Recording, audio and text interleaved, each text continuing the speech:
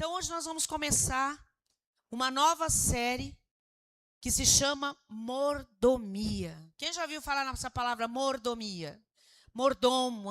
A gente via muito quando eu assistia novelas daquelas pessoas bem ricas, né? A maioria tinha mordomos. O que esses mordomos faziam? Ou fazem? O que eles fazem? Eles cuidam de algo que não é deles. Ele cuida da casa e cuida com excelência, né? Os donos da casa não precisam ter nenhuma preocupação, porque o mordomo é que cuida de tudo. Então, nós vamos ter esse mês 4 mensagens sobre a mordomia. E a primeira delas, né? Hoje eu vou abrir essa série falando sobre a mordomia do tempo. Então, mordomia, como eu falei, mordomia é administrar. E administrar fielmente. O mordomo tem que ser fiel. Por quê? O mordomo, naturalmente falando, o dono da casa entrega a casa nas mãos dele. É ele que administra, é ele que paga as contas, é ele que cuida dos empregados. Então, a mordomia é você cuidar de algo que não é seu de forma fiel e de forma sábia. E hoje, como eu falei, nós vamos abrir essa série falando sobre a mordomia do tempo. E o que é a mordomia do tempo? Primeiro que o tempo não é nosso. O tempo é de quem? De Deus. Então, a mordomia é você cuidar de recursos que não são seus. E um dos recursos que não é nosso é o tempo. Quem é o dono do tempo? Deus. Ninguém pode acrescentar. Você pode acrescentar horas no seu tempo? Não. Você pode retroceder o tempo? Não. Então, Deus coloca esse recurso nas nossas mãos, que é o tempo, e nós como os mordomos, nós vamos ter que saber, nós precisamos saber administrar esse tempo. E nós precisamos entender, eu estou falando aqui para cristãos, que o tempo e como nós administramos tem a ver com os propósitos de Deus. Eu não nasci nem você só para trabalhar, comer, dormir e lazer. Há um propósito na vida de cada um de nós para que nós estejamos nessa terra. Há um propósito no coração de Deus. Aquele que não conhece a Deus não entende esse propósito. Mas nós conhecemos e nós sabemos qual é esse propósito. Então, como cristãos, nós temos que saber alinhar o nosso tempo com o propósito de Deus. Tudo que eu fizer vai ter que ser alinhado com aquilo que Deus quer de mim. E para mim administrar bem o meu tempo, eu tenho que entender quais são as prioridades da nossa vida. Eu tenho que entender que eu sou cristão, não é só aos domingos quando eu estou nesse culto, às quarta-feiras quando eu estou nesse culto. O propósito de Deus é lá fora. A minha vida, tudo que eu fizer, tudo vai ter que ser, Senhor, tudo, o que está na palavra? Coopera para o bem. Não só das nossas vidas, mas para o propósito de Deus. Se vocês forem ver, se a gente for ver nos evangelhos, tudo que acontecia, Jesus administrava de uma forma que dava o quê? No propósito, para aquilo que Deus queria. Ele não usou o tempo dele de qualquer maneira. Mas ele não usou só para orar. Ele usou para conversar, ele usou para trabalhar. E assim somos nós. Não quer dizer que eu vou viver a minha vida usando o meu tempo só para orar, só para ler, evangelizar. Mas tudo que eu fizer, onde eu fizer, tem que culminar para o propósito de Deus na nossa vida. E nós temos que entender que um dos tesouros mais valiosos que nós temos nas nossas mãos não é o dinheiro, é o nosso tempo. E eu vejo que é uma das coisas que mais eu me incluo nisso e oro a Deus para que me ajude também a administrar. É uma coisa que mais nós administramos mal, é o nosso tempo. E quando nós administramos mal o nosso tempo, isso traz cansaço, E o pior de tudo, nos leva a não cumprir o propósito de Deus. Então, como eu falei, é um dos recursos mais valiosos. E é interessante que o nosso tempo, não adianta você, eu não fiz tal coisa ontem. Volta, Deus, o dia de ontem para mim poder fazer. Não. Cada minuto da nossa vida vai passando. O que você tinha que fazer, o que eu tinha que fazer e não fiz, muitas vezes às vezes eu vou ter a oportunidade de fazer novamente. Mas muitas vezes nós não temos mais aquela oportunidade. O pastor fala muito, né? E a Bíblia fala, e Jesus nos deixou essa missão de levar o que? A palavra de Deus, de levar o ID. E às vezes no nosso tempo, Deus coloca pessoas para que você cumpra esse ID e você perde o teu tempo com outra coisa e aquela pessoa acaba indo para o inferno. Porque nós não usamos o tempo, a oportunidade que Deus nos deu. E eu queria que os irmãos abrissem a Bíblia lá em Efésios, capítulo 5. Efésios, capítulo 5. A partir do versículo 15. Efésios, capítulo 5, versículo 15 e 16. Antes de nós lermos, eu quero glorificar o nome de Deus, e a palavra de Deus diz: dai honra a quem merece honra.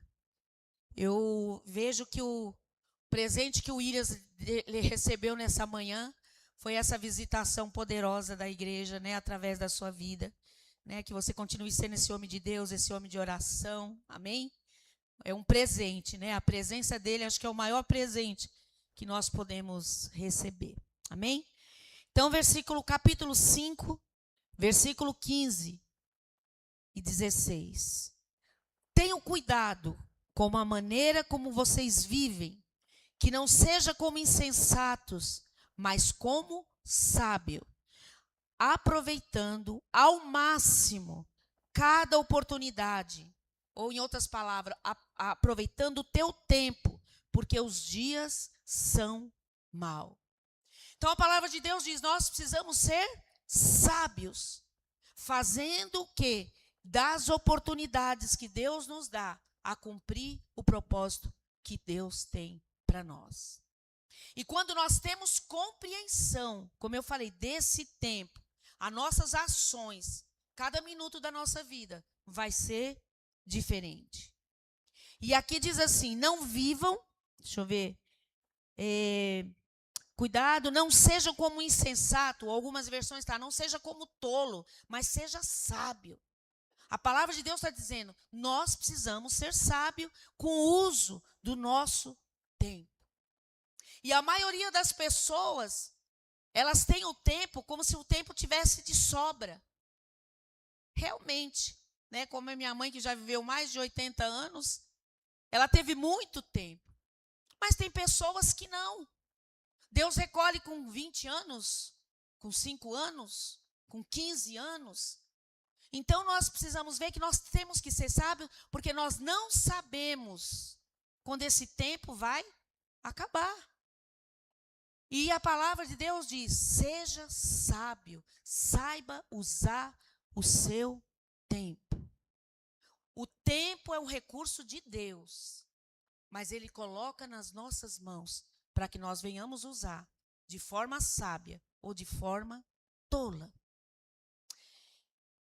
Eu creio que no começo do ano, todos nós aqui, né, mesmo que você não escreveu num papel, todos nós temos um alvo, né? Às vezes nós começamos o mês de janeiro com alvo: esse ano eu quero comprar um carro, esse ano eu quero ganhar mais dinheiro, esse ano eu quero ter uma promoção, esse ano eu vou estudar, esse ano eu vou ler a Bíblia toda, esse ano eu vou orar mais, esse ano eu vou jejuar mais, esse ano. Todos nós, de alguma maneira, acho que ninguém começa o ano. Bom, deve ter pessoas que deixam a vida levar, né? O que acontecer, aconteceu. Mas nós, como cristãos, nós precisamos ter alvo. E muitos aqui, né? Eu não vou perguntar quantos, mas eu creio que a maioria iniciaram o ano com algum sonho, com algum projeto, seja espiritual, seja no ministério, seja familiar. E eu fiz umas continhas aqui, Porque a nossa meta principal, eu tenho isso para a minha vida, a nossa meta principal é ter o quê? A presença de Deus nas nossas vidas. Quando nós temos a presença de Deus na nossa vida, Ele vai nos ajudar a administrar não só o nosso tempo, mas todos os recursos que nós precisamos, que é colocado nas nossas mãos para que o propósito de Deus se cumpra. Então, quantos, pense aí, dos alvos que você começou no início do ano, espiritual, ministerial, de trabalho, qual que você já alcançou? E eu fiz umas contas aqui, vamos levar para a nossa vida como cristão em buscar o Senhor. Presta atenção nesse cálculo. Nós já estamos no mês de junho. Vamos colocar até maio, porque junho só tem uma semana. O tempo passou, já se passaram 5 meses. Até maio são 150 dias. Em horas, nós já vivemos nesse ano de janeiro até agora 3.600 horas. Se você reservou nesses 150 dias, nessas 3.600 horas, se você reservou 15 minutos por dia, 15, para você levantar de manhã, você orar, você fazer um louvor e ler a Bíblia e depois fazer o que você tem que fazer, ou no seu caso, às vezes você não consegue de manhã, mas você tirou 15 minutos da tua noite, da tua tarde, 15, que é o mínimo do mínimo, você buscar o Senhor. Mas vamos pôr o mínimo, 15 minutos, todo dia, de janeiro até maio. Se você fez isso, você orou 37 horas e meia. 37 horas e meia. Quantas horas eu tive, que eu falei de janeiro até maio? Quem lembra? 3.600 horas. Então, 37 horas e meia de 3.600 horas. E o que nós fizemos com o restante das horas? 3.562 horas e meia que sobraram. Como cristãos, será que nós estamos colocando? Porque à medida que eu sei como eu uso o meu tempo, eu vou declarar quem é o Senhor da minha vida. Se o meu tempo é só para lazer, o Senhor da minha vida é o lazer. Se o meu tempo é consumido só para trabalhar, o meu Senhor é o trabalho. Mas se o meu tempo, além dessas horas que eu tenho diariamente em orar, a minha vida, onde eu estiver, seja para cumprir um propósito, eu estou fazendo aquilo que o Senhor deseja. Eu estava vendo, um estudo revela que o Brasil é o país mais conectado, não peguei o meu, mais conectado, celular, no mundo. E que o brasileiro passa em média 9 horas e meia, vamos por 9 horas, em média, mexendo no celular. Isso por dia, 9 horas. Dessas 9 horas por dia, que são 1.350 horas, 37,5, aliás, contra 37,5 de buscar Deus 15 minutos todo dia. Olha a diferença. O brasileiro usa 1.350 horas, em média, no celular. Contra 37 horas, tirando 15 minutos por dia para buscar ao Senhor. E aí nós chegamos a uma conclusão. Muitas vezes você não está vivendo aquilo que Deus tem para você. E muitas coisas nós não estamos vivendo. Não é porque Deus não quer, não é porque o diabo não quer. É porque nós estamos distraídos com muitas outras coisas. E colocando Deus em segundo plano. Aí se Deus não faz, ainda nós brigamos com Deus. Deus, por que o Senhor não fez tal coisa? ideia? Isso eu estou falando desse ano, 3.600 horas. E a nossa vida? Se nós formos fazer a conta, desde o dia que você se converteu, desde o dia que você entregou sua vida a Jesus, faça as contas, quantos anos e quanto tempo, né? Calcule quanto tempo em média você tem tirado na sua vida para buscar ao Senhor. Então a minha pergunta, né? A pergunta de Deus nessa manhã. Eu falei que muitos entraram esse ano com um propósito para o ano de 2026. Talvez você não conseguiu e você vai sair daqui, você vai mudar. Senhor, eu não consegui ainda, mas ainda tem o restante. E qual o propósito? Qual o seu alvo para 2027? O que nós queremos alcançar em 2027? Mas para nós alcançarmos, abra sua Bíblia. Em Tiago, depois de Efésios, né? Tiago capítulo 4, a partir do versículo 13. Então, quando você pensa o que você quer conquistar em 2027, você está o quê? Planejando. Então, todos nós temos que ter planejamento, e muito desse planejamento não acontece, como eu falei, porque nós estamos distraídos com outra coisa. Tiago capítulo 4, a partir do versículo 13. Diz assim: ouçam agora vocês que dizem, hoje ou amanhã iremos para esta ou aquela cidade, passaremos um ano ali, faremos negócio e ganharemos dinheiro. Vocês nem sabem o que lhe acontecerá amanhã. O que é a sua vida? Vocês são como a neblina que aparece por um pouco de tempo e depois se dissipa. Ao invés disso, deveriam dizer, se o Senhor quiser, viveremos e faremos isso ou aquilo. O que essa passagem está dizendo? Ela está nos ensinando que não é que nós não devemos planejar. Porque aqui fala, você nem sabe se você vai estar vivo amanhã. O problema não é você planejar, o problema é você fazer planejamento sem Deus. Ele cuida, eu posso me planejar. Mas eu planejo tantas coisas, daqui 1 minuto Deus pode me recolher. Amanhã Deus pode me recolher. Então, Deus não nos proíbe de planejar, mas nós precisamos colocar Deus nesse planejamento. Priorizar os propósitos de Deus naquilo que eu faço.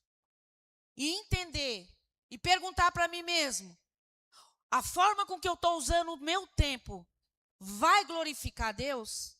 Está glorificando a Deus? Ou só está trazendo o quê? Distração.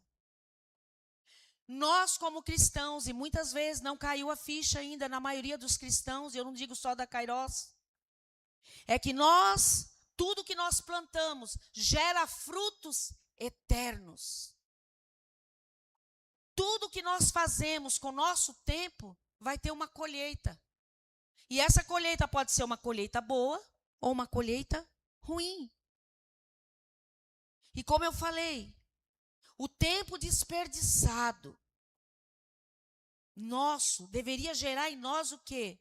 Uma frustração. Arrependimento. Eu não sei se você já se sentiu assim, eu já. De ter desperdiçado o meu tempo em algo que não estava me acrescentando em nada, nem estava glorificando o nome de Deus. O que isso gera? Isso gera o quê?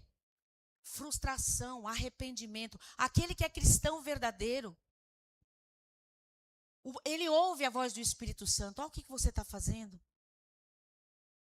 Isso não quer dizer que eu não tenha que ter um lazer, que eu não possa passear, que eu não possa, mas é como eu falei, nós temos que saber administrar o nosso tempo. Todas as pessoas, e nós como cristãos, a gente tem que ter essa revelação de como nós estamos administrando. Porque pode ser que dê tempo, como eu falei, de você se arrepender e você mudar. Olha, Senhor, nossa, eu estou gastando, não é 9 horas por dia no celular, eu estou gastando 12. Eu estou gastando só vendo coisas que não estão me acrescentando em nada. Aí você dá uma convertida e você fala, não, vou mudar. Não. Olha quantas horas a pastora falou que eu tive esse ano. E o que eu gastei buscando o Senhor? Eu vou mudar.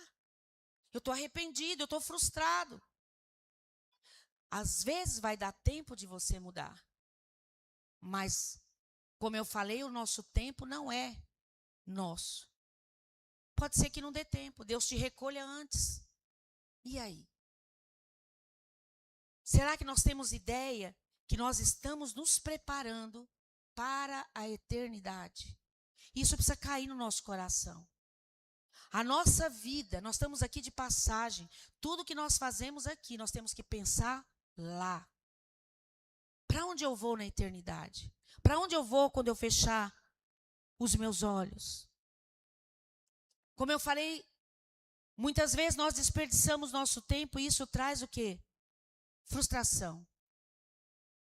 Eu já fui orar por pessoas, né, com pastor, que estavam em estado terminal. E quantas delas eu já ouvi dizer, como eu queria voltar atrás. Isso numa cama, num leito. Como eu queria ter investido mais na minha família. Como eu queria ter participado mais de cultos, ouvir a palavra. Como eu queria ter ganhado mais vidas. Como eu queria ter orado mais. Como eu queria. Só que não havia mais tempo. Então nós somos privilegiados, porque nós ainda temos tempo. Eu creio. Senão Deus não teria trazido você aqui para ouvir essa palavra. Nós ainda temos tempo. E o que Ele está dizendo para nós nessa manhã? Que nós possamos usar, não desperdiçar o nosso tempo em coisas que eu vou colher lá na eternidade. E às vezes eu vou colher aqui mesmo, esse tempo desperdiçado. Por quê? Tudo que você planta hoje, você vai colher amanhã. Tudo. E a forma com que você usa o seu tempo também é o quê? É você estar investindo para colher amanhã. E eu não estou falando que você tem que fazer isso por medo. Eu tenho que usar bem meu tempo, porque senão eu vou para o inferno. Na eternidade eu não quero isso. Não, isso tem que ser natural na nossa vida. Esse tempo não é meu. Eu estou aqui nesse mundo de passagem. E, Senhor, que os teus planos se cumpram na minha vida e que eu não venha desperdiçar cada minuto, que é tão... Irmãos, como nós devíamos ter essa revelação? Quanto um minuto para nós é precioso. Parece que um minuto é tão pouquinho, né? Quando você põe algo no micro-ondas, eu pelo menos... E creio que muitos aqui ficam ali olhando, oh meu Deus, não passa um minuto e vai. Não é assim? Ou então você chama o Uber, coloca lá, tá chegando em 1 minuto, e você lá. Parece que 1 minuto é 10 horas. Então nós precisamos ver o quanto cada minuto na nossa vida não pode ser desperdiçado. E tudo que você investe hoje, você vai colher amanhã. Às vezes você nem entende, porque que nós precisamos estar sempre conectado com Deus. Porque se você estiver alinhado com Ele, tudo que você fizer, Deus vai cooperando para aquilo que Ele tem para você se cumprir. Às vezes Deus te deu uma promessa e ela não se cumpriu porque você não está investindo o seu tempo naquilo que deveria investir, se preparando para a promessa que Ele te deu lá na frente. E quando eu estava orando, estudando essa palavra, eu lembrei, meu Deus, logo que eu me converti, e todos sabem, né, eu já falei aqui, logo que eu me converti, eu tinha um ano de convertida. Faz o quê? 33 anos que eu me converti verdadeiramente. E quando eu tinha 1 ano de convertida, eu queria aprender da palavra, eu queria. E o que eu fiz? Eu, por minha conta, ouvi um dia o rádio, que naquela época tinha aquelas rádios, né, mãe? Que tocava louvores. Era a rádio era até aqui no bairro, né, do Paulinho. E ali havia igrejas que faziam propaganda, ou de eventos, E ali eu lembro que ele falou de um seminário, né? Não é seminário, é faculdade teológica que tinha na freguesia. E eu com duas meninas, né, pequenas. A Nádia acho que deveria ter uns 6 anos, a Nívia uns 3 anos, ou um pouquinho mais. E eu pensava, nossa, eu queria tanto fazer uma faculdade teológica para me aprender da Bíblia. Na minha cabeça não tinha nada. Eu nem sonhava em um dia estar pregando a palavra. Mas eu queria era aprender mais da Bíblia. Eu me sentia até que eu me inscrevi, eu me sentia um peixe fora d'água, porque tinha gente na classe que já era pastor, que já era diácono, que já era bispo, né, discípulo, enfim, que já estava há muito tempo na igreja. Eu tinha 1 ano. Eu não conhecia nada praticamente da Bíblia. Mas eu estava lá. Sabe quanto tempo foi? 6 anos. Porque eu não podia ir todo dia. Eu trabalhava fora, eu tinha 2 meninas, eu tinha minha casa. Aí eu falei, lá que eu quero estar, de sábado. Então, durante 6 anos, todas as manhãs, das 9 da manhã ao meio-dia, meio-dia e meio, eu estava lá. O Pinho me levava, né, para fazer a faculdade, ali na freguesia. E pegava as meninas, uma época elas estavam fazendo natação, outra época eu ia levar elas para comer pastel, dava o tempo para me pegar novamente. E eu não entendia. Por que Deus gerou isso no meu coração? Porque eu não estava vendo lá na frente. Mas eu já tinha um propósito na minha vida. E eu fazia essa faculdade sem ter reconhecimento. Os pastores não estavam nem aí. Eu via que lá os pastores investiam nas pessoas que estavam. O pastor nem sabia que eu fazia essa faculdade. Mas eu estava lá. Porque eu tinha esse desejo, e eu creio que foi Deus que colocou no meu coração, porque Ele já sabia do meu futuro. Eu precisava entender algo sobre igreja, que na época eu falava, às vezes eu entrava na sala de aula e falava, Deus, o que eu estou fazendo aqui? Eu não sei nem orar direito, eu não conheço nada da Bíblia.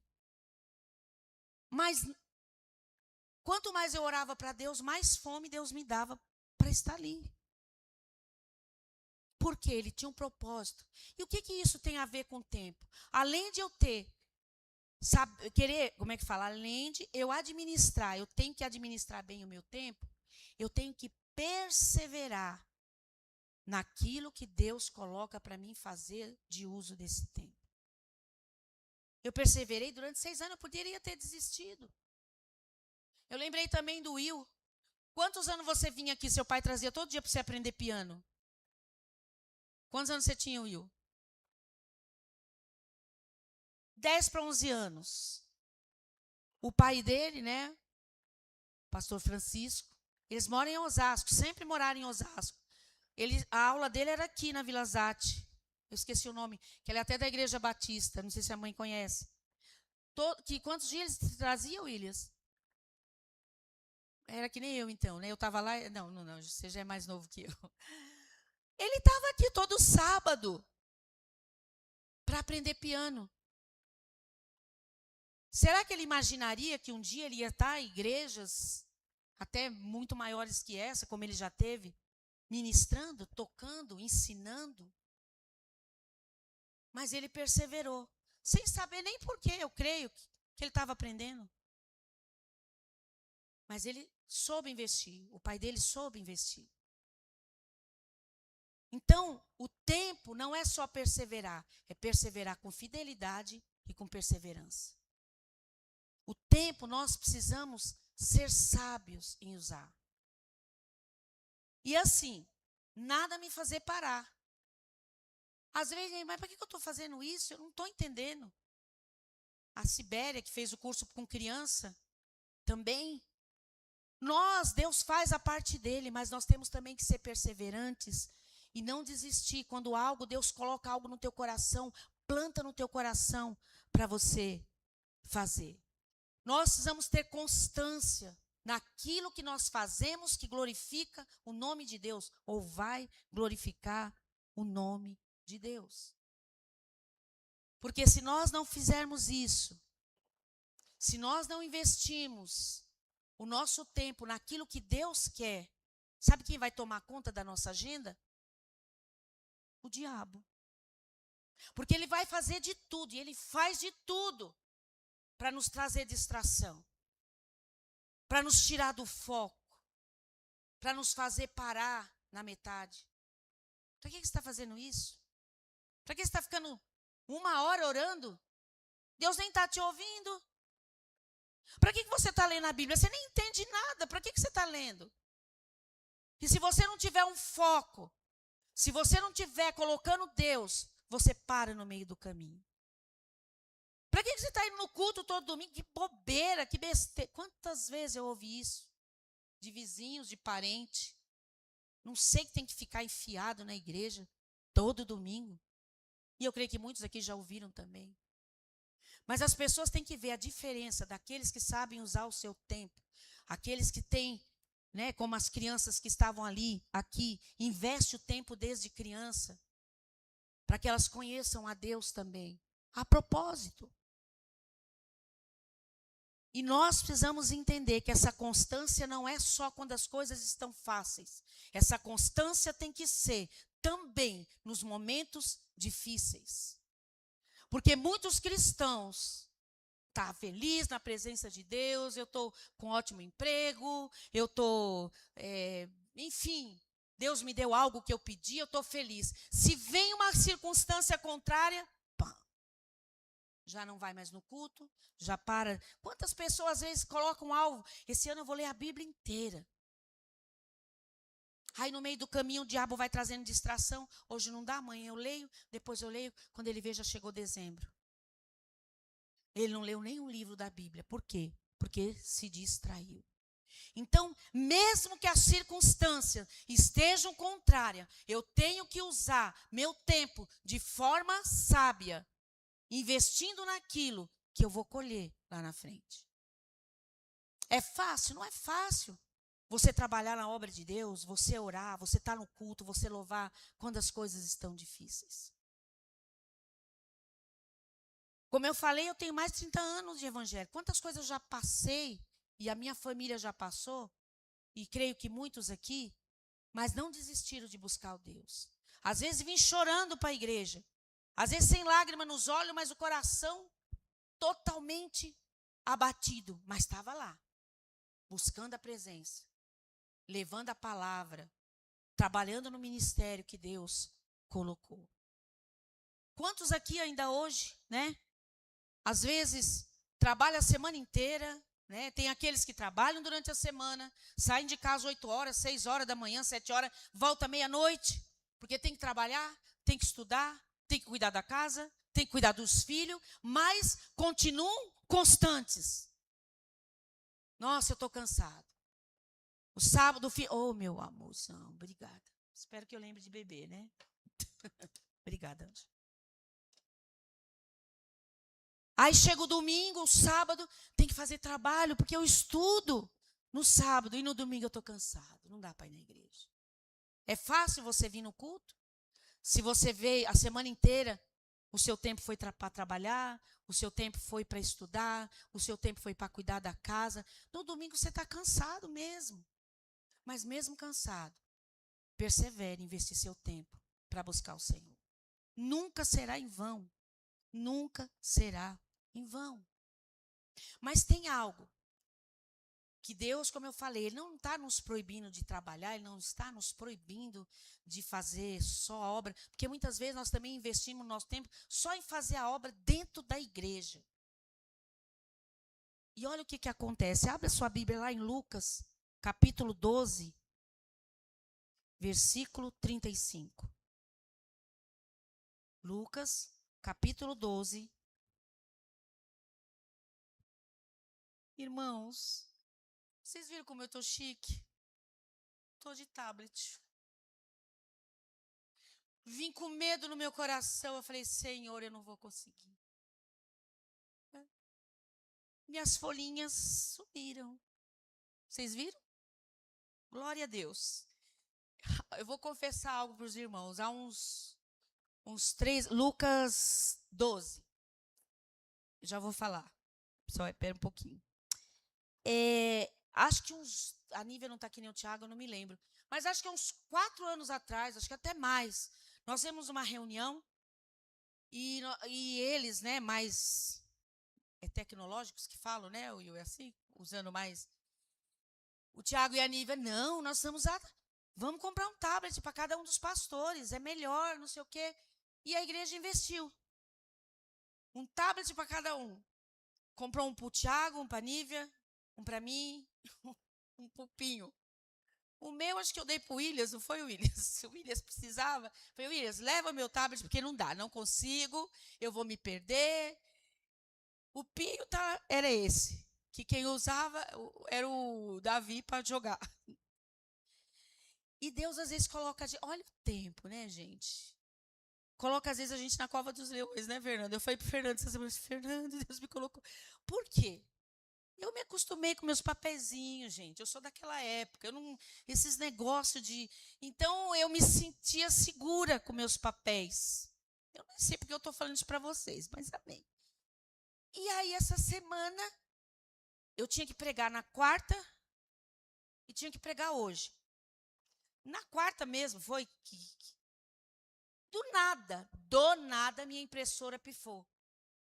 Falei, Jesus amado, a impressora pifou. Como eu vou... E as palavras já prontas. Como é que eu vou tirar cópia das palavras? Aí ligo para a Nívia, você tem uma impressora? Aí ela, mãe, tenho, mas... não, ela estava no trabalho. Tira cópia para mim, eu vou te passar. Mas ela ia trazer à noite. Aí eu pedi, Fernando, coloca, pelo amor de Deus, no tablet, seja o que Deus quiser. Na quarta tem menos pessoa. Se eu der qualquer furo, porque o meu medo era virar esse negócio e me perder. E mãe ora por mim, parece que não é nada, mas para mim é muito. Eu falei, Deus, o Senhor me colocou na cova dos leões, né? Ou eu vou, eu vou. E eu falei, Pinho, leva essa impressora no concerto. Quem sabe eles entregam, só que tinha o feriado. E aí lá falou, só segunda-feira. Pinho, pelo amor de Deus, vê se eles lhe emprestam alguma pra gente. Não empresta. E aí eu falei, quer saber? Deus tem um propósito nisso. Aí eu vim, a Nívia tirou as cópias lá na empresa, me trouxe, falei, não quero. Não quero. Guarda aí. Se der qualquer tchutchu aqui, você me traz as cópias. E consegui. Então, a coisa... Como é bom a gente estar na zona de conforto. Acho que é isso que eu estou falando para os irmãos. No meu caso é isso. No seu caso pode ser outra coisa. A gente fica naquela zona de conforto e Deus está falando, sai daí. Faz outra... Até a parte que o pastor falou de timidez. É muito bom a gente... eu estou orando para que tal pessoa seja salva. Não é uma zona de conforto? E Deus falando, sai daí, vai lá e fala. Então, acho que talvez por isso que Deus levou eu. Mas amém. Até agora eu não me perdi. Minha mãe está intercedendo ali por mim, amém. Lucas capítulo 12, versículo 35. Diz assim, estejam prontos para servir e conservem acesas as suas candeias, como aqueles que esperam seu Senhor voltar de um banquete de casamento, para que quando ele chegar e bater, possam abrir-lhe a porta imediatamente. Felizes os servos cujo Senhor os encontrar vigiando quando ele voltar. Eu lhes afirmo que ele se vestirá para servir, para que se reclinem à mesa e virá servi-los. Mesmo que ele chegue de noite ou de madrugada, felizes os servos que o Senhor encontrar preparado. O que essa palavra está dizendo? Até eu me desabei ali. O Williams não sabia o que eu ia pregar. E na hora que ele estava ministrando, ele falou, Deus está te preparando. Se prepara para você estar na mesa. Para você ser... Eu falei, Jesus, estamos na mesma visão. Porque ele nem sabia, e era o que Jesus já tinha falado para mim, falar para a igreja. O quê? Diz assim, eu vou ler em outra versão. Estejam, Lucas 12, 35. Estejam prontos para servir e conservem acesas suas candeias. Ou, estejam cingidos os lombos e acesas as vossas candeias. Quem já leu na Bíblia essa palavra cingidos? Cingir o lombo. Vocês sabem o que é isso?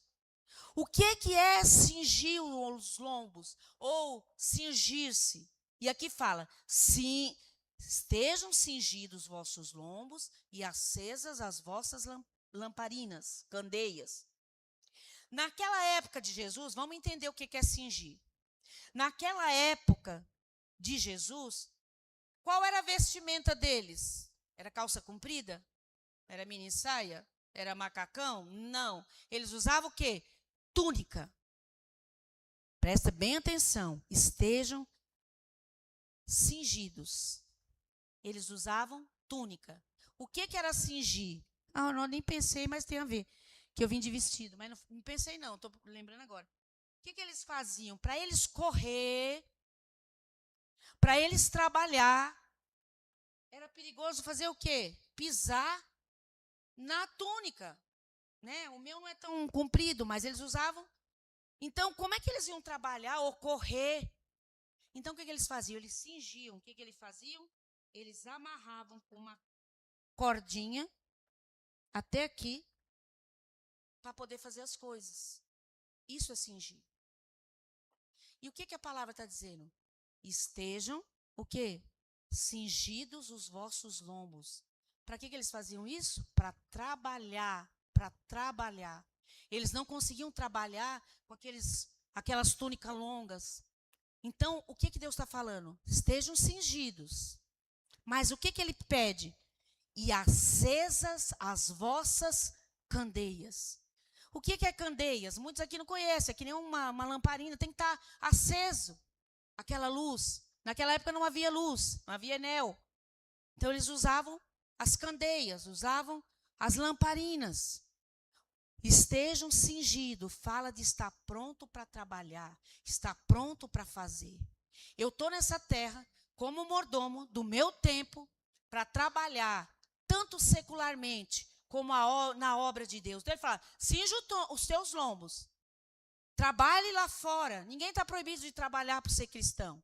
Trabalhe. Trabalhe dentro da igreja, mas que as vossas candeias estejam acesas. Ou conservem as candeias acesas. Isso fala de comunhão com Deus. Eu tenho que trabalhar. Eu tenho que cingir, eu tenho que amarrar. Né? Hoje não é a vestimenta, mas a minha vida. Eu tenho que trabalhar lá fora. Eu tenho que trabalhar dentro da igreja. Mas eu não posso deixar a minha candeia se apagar. Eu não posso deixar a luz de Deus se apagar na minha vida. E para isso eu preciso o quê? Buscar. E para isso eu preciso o quê? Estar me preparando. Porque aqui diz assim, 12:35. Estejam prontos para trabalhar, né, ou para servir com as candeias, e conserve acesas suas candeias. Como aqueles que esperam seu Senhor voltar de um banquete, para que quando ele chegar, ele bater e você possa abrir a porta. Felizes os servos cujo Senhor os encontrar vigiando. Olha isso. Jesus vai voltar.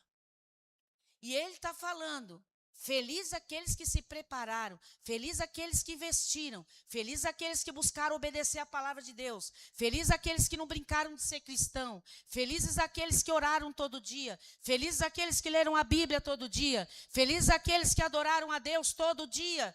Quando o noivo chegar, quando Jesus chegar, ele fala, felizes são esses, porque estão preparados para morar comigo na eternidade. É isso que ele está falando para a gente. Então, o meu tempo de comunhão com Deus é que vai fazer a minha candeia estar sempre acesa. Mas o que acontece nas igrejas? Existem pessoas que brilham, que essa luz só se acende onde? No culto. Então, no culto ele louva, no culto ele lê a Bíblia, no culto ele ora. Mas só faz isso no domingo. O que acontece na segunda e na semana? A lamparina se apaga, a luz se apaga, porque o que vai manter essa chama acesa é a minha comunhão com o Senhor. Aí você não entende, porque você chega no culto e você não sente a presença de Deus. As pessoas estão se derramando na presença. Eu não estou sentindo nada, porque a tua luz se apagou durante a semana. Agora faça um teste se você não tem esse hábito. Comece a partir de amanhã, todo dia, busque a presença de Deus. Ore, leia a Bíblia, ore em línguas, louve ao Senhor. E aí faça um teste, como é que você vai chegar aqui no domingo? Você vai se derramar na presença de Deus. Então Deus está falando, trabalha, pode trabalhar a semana inteira, estuda. Mas não deixe todo dia. Você não é constante para trabalhar? Você não é constante para estudar? Você não é constante para cuidar da sua casa? E por que não há essa constância em nós buscarmos o Senhor? Sermos mordomos do nosso tempo, investindo na eternidade. Então, como eu falei, se você não acende a sua candeia todo dia, você só acende aqui, nossa, como eu senti a presença de Deus aqui na igreja, que louvor maravilhoso, que palavra maravilhosa, que oração maravilhosa, e você sai daqui com a lamparina acesíssima. Aí chega segunda-feira, você já não busca, amanhã busco. Porque existe uma palavra, não sei se vocês já ouviram, que se chama procrastinar. Já ouviram essa palavra?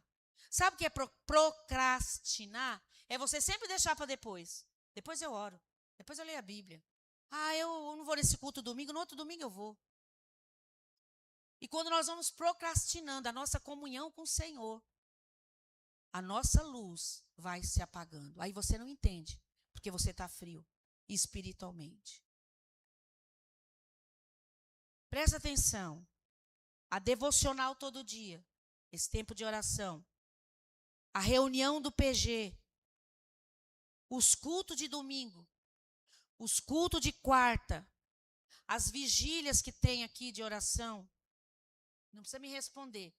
Quantas vezes você participou esse ano? Sabia que tudo isso que eu falei, as devocionais, o tempo que você tira todo dia para orar, o dia que você vai no PG, os cultos que você participa, as vigílias de oração, tudo isso são momentos que faz o quê?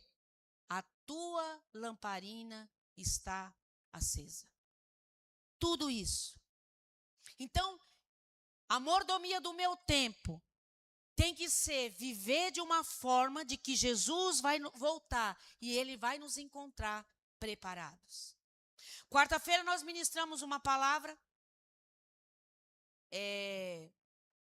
que essa semana, acho que ainda não colocou no grupo da igreja. Se tiver, quando eles colocarem, por favor, assistam. Não só essa palavra de quarta, mas quando você não puder vir na quarta ou no domingo, não deixe de assistir durante a semana. Eu venho no culto e assisto. Porque Deus sempre tem algo novo para falar quando você assiste. E nessa quarta-feira, quem lembra a frase principal de culto de quarta-feira que esteve aqui? Igor, Fernando. Exato. Grita aí. Ser usado não significa ser aprovado. E Deus está falando, quando Jesus voltar, Ele não vai querer saber quanto tempo você usou. Ele te usou para fazer algo. Isso vai valer também. Mas Ele quer a tua aprovação, o teu coração. A tua lamparina acesa. Agora vejam isso, que coisa maravilhosa.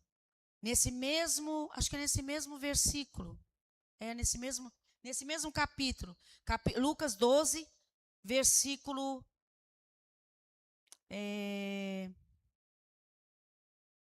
Deixa eu ver se é esse. Verdade? É esse mesmo. Nós já lemos, mas presta atenção. Vamos ler de novo. Versículo 36 do capítulo 12. Como aqueles que esperam seu senhor voltar de um banquete de casamento, para que quando ele chegar e bater, possam abrir a porta imediatamente, e felizes os servos cujo senhor os encontrou vigiando quando ele voltar. Olha isso. Quando ele te encontrar, quando ele me encontrar, quando ele voltar, ou quando expirar meu tempo aqui na terra, que ele vier me buscar, ou que nós estivermos na presença de Deus, dele, olha o que fala a palavra. Versículo 27. Felizes os servos cujo Senhor os encontrar vigiando quando voltar. Olha o que ele fala. Eu lhes afirmo que ele quem? Jesus se vestirá para servir, fará que reclinem à mesa e ele virá servi-lo. Então, tudo aquilo que eu fiz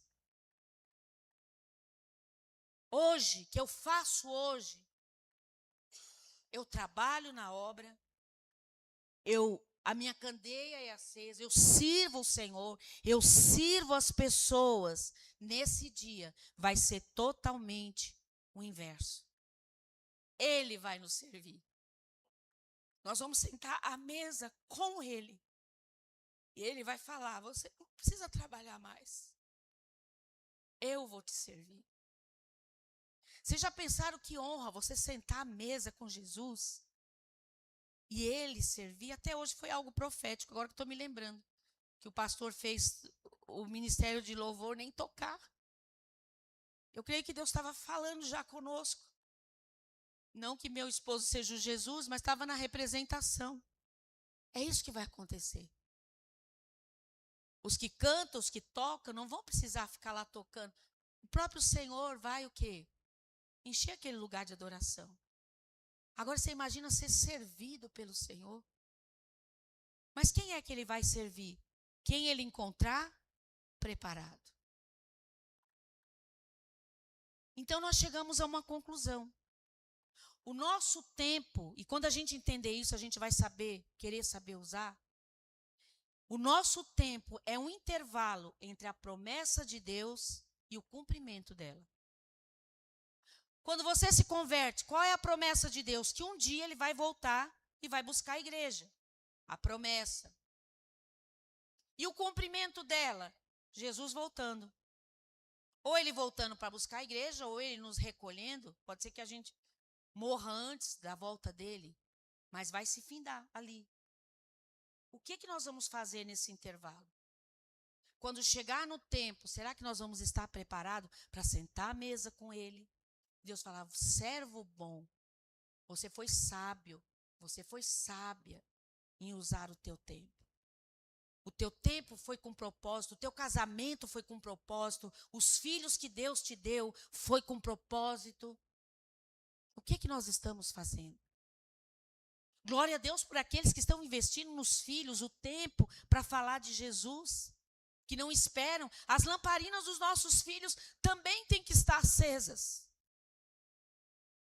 E como eu falei, tudo que você planta, você vai colher. Por que eu estou aqui? Porque minha mãe, meu pai investiu, falou de Jesus para nós a infância inteira. Exigiu que a gente estivesse na igreja. Foi tempo investido. Eu fiz o mesmo com as minhas filhas. E uma delas, a outra ainda não, mas em nome de Jesus virá. Né? Uma delas já tem os filhos e ela está fazendo a mesma coisa com os filhos dela. Então, o que ela plantou, colheu em mim. O que eu plantei nas minhas filhas, eu estou colhendo, né? Elas estão colhendo. E o que elas plantarem nos filhos dela, isso vai perpetuar.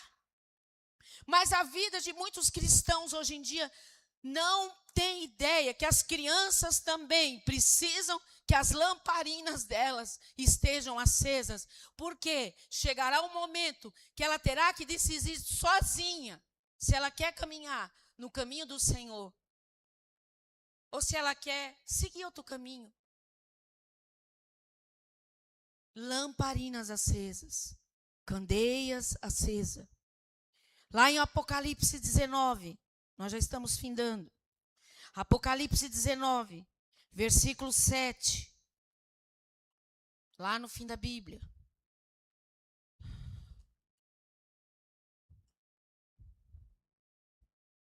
Apocalipse 19.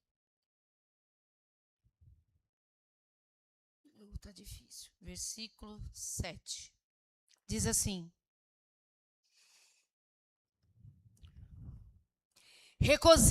regozijemo-nos, vamos alegrar-nos e dar glória, pois chegou a hora do casamento do Cordeiro e a sua noiva já se aprontou. O noivo chegou. Quem é o noivo? Jesus, ele vai voltar. E o que a palavra está dizendo? O noivo chegou e a sua noiva se aprontou. Quem é a sua noiva? A igreja. A igreja toda? Ou isso quer dizer cada um de nós? Cada um de nós. A igreja, quando fala a igreja, não é uma placa. A igreja para Jesus são todos aqueles em toda a terra que estão prontos para sentar à mesa com ele. Eu posso estar participando de culto após culto e meu coração está longe de Deus. Quando ele vier buscar, porque eu estou sentada aqui dentro da igreja, eu vou? Não. Ele quer saber se você está preparado. Se você soube ser mordomo do seu tempo. Se você soube usar com sabedoria cada minuto da sua vida. Se você trabalhou, se doando, servindo, buscando a Deus. Naquele dia ele vai falar, você se cingiu, você trabalhou, mas você não deixou que a sua candeia se apagasse. Você manteve a tua luz acesa. Oh, aleluia.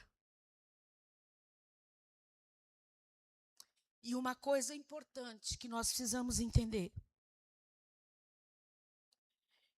Que nesse dia eu vou ser encontrado, não é porque, então eu vou orar todo dia, sim, isso mantém a lâmpada acesa.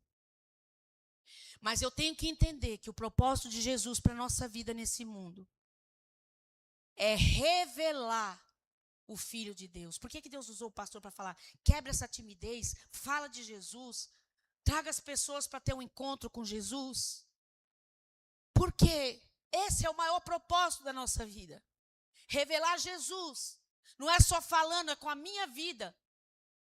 Porque às vezes você está na igreja cantando, louvando, e lá fora você revela é o diabo, não é Jesus. Com as tuas palavras, com as tuas atitudes. O meu tempo tem que ser que as pessoas olhem em nós e vejam Jesus na nossa vida. Aí você pode deitar sua cabeça no travesseiro e dizer, eu estou usando sabiamente o meu tempo. Porque às vezes eu não preciso nem falar, as pessoas olham em mim e veem Jesus. Nas minhas atitudes, nas minhas palavras e da forma com que eu uso o meu tempo. Então, isso revela que a mordomia não é só sobre você cuidar. Eu estou no ministério, eu já sou mordomo do Senhor. Todo domingo eu cuido da bateria. Um exemplo, eu limpo a bateria, eu quero ver ela sempre, porque eu toco, porque não é só fazer coisas. É um privilégio fazer as coisas. Cantar, pregar, servir. Mas a minha candeia tem que estar sempre acesa. E não tem outra forma de Jesus te encontrar com essa luz acesa que não seja buscar Deus. Como eu falei, se essa candeia se apaga, se essa luz de Cristo se apaga em você, quem vai tomar conta da tua agenda é o diabo. Ele vai te levar para onde Deus não quer que você vá. Ele vai fazer você se distrair com outras coisas. Então, quando você perceber que o diabo está te distraindo, volta. Opa! Eu não estou usando meu tempo de forma sábia. E para encerrar, irmãos, eu gostaria que os irmãos abrissem sua Bíblia em Mateus, capítulo 25. Acho que é isso. Esse eu não anotei, mas eu acho que é isso. Espera aí, vamos ver. Mateus 25. Quero encerrar lendo essa passagem. Mateus 25.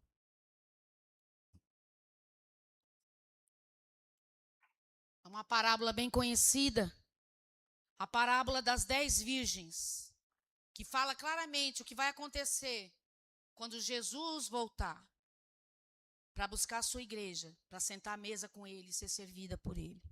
Diz assim: o reino dos céus será, pois, semelhante às 10 virgens que pegaram suas candeias e saíram para encontrar-se com o noivo. 5 delas eram insensatas e 5 delas eram prudentes ou sábias. As insensatas pegaram as candeias, mas não levaram óleo. As prudentes, porém, levaram óleo em vasilhas junto com as candeias, com suas candeias. O noivo demorou para chegar e todas ficaram com sono e adormeceram. Mas à meia-noite ouviu-se um grito: o noivo se aproxima, saiam para encontrá-lo. Então todas as virgens acordaram e prepararam suas candeias. As insensatas disseram às prudentes: dê-nos um pouco do seu óleo, pois as nossas candeias estão se apagando. E elas responderam: não, pois pode ser que não haja o suficiente para nós e para vocês. Vão comprar óleo para vocês. E saindo elas para comprar óleo, chegou o noivo. As virgens que estavam preparadas entraram com ele para o banquete nupcial. E a porta foi fechada. Mais tarde, vieram também as outras e disseram: Senhor, Senhor, abra a porta para nós. Mas ele respondeu: a verdade é que eu não te conheço. Portanto, vigiem, porque vocês não sabem o dia nem a hora. O que essa parábola está dizendo? Sobre a vinda de Jesus, sobre estarmos preparados, estarmos com as candeias acesas. E é interessante que elas pedem para as outras virgens: dá um pouco do seu óleo, que a nossa candeia se apagou. E Jesus, o Senhor, só vai levar aquelas que estiverem com a candeia acesa. E elas falam: não vou dar o óleo. Até a gente que conhece o amor de Jesus fala: nossa, ela não podia dividir o óleo para a candeia da outra que não... O que isso quer dizer? Não fiquem, não sei nem se é essa palavra, na rabeira da tua mãe, do teu marido, da tua esposa. O óleo deles é para eles. É você que tem que manter a tua lamparina acesa. É você que tem que ter a reserva de óleo. Porque muitas vezes tem filhos que vivem na rabeira, na dependência da oração dos pais. Meu pai busca, minha mãe busca, eu não preciso buscar. O óleo dela é para ela, se Jesus voltar. Ou a esposa que não ora, fica na dependência da oração do marido, ou vice-versa, o marido que não ora, enfim. Ou os discípulos, membros da igreja que fica na dependência, mas a equipe de intercessão ora. Meu líder de PG ora. Meus pastores oram, então, estou abençoado. Não. Quando Jesus vai voltar, ele vai ver quanto de óleo você tem. Como é que está a tua candeia? E olha que coisa mais terrível. Ele vai falar, porque aqui está dizendo, todas tinham a candeia. Então, não eram pessoas que não eram crentes, eram cristãos. E ele vai falar: eu não te conheço. Você nunca teve intimidade comigo. Você não me buscou. A tua luz se apagou. E ele vai fechar a porta.